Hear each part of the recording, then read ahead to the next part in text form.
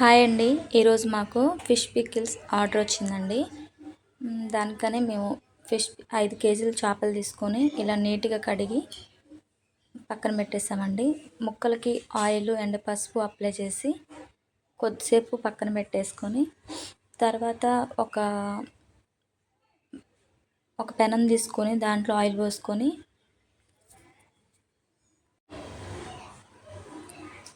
Oil heat అయ్యాక దాంట్లో మనం చేప ముక్కలన్నీ వేసేసి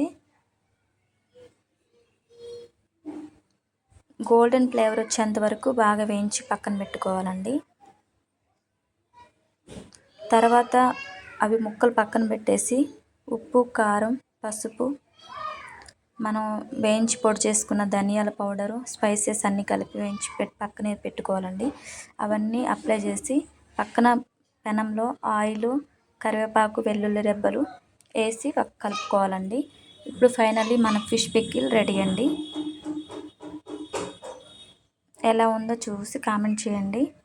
అలాగే మీకు ఎవరికన్నా fish pickle and veg non veg pickles ఏం కావాలన్నా ఆర్డర్ చేసుకోండి కింద ఉన్న నెంబర్కి.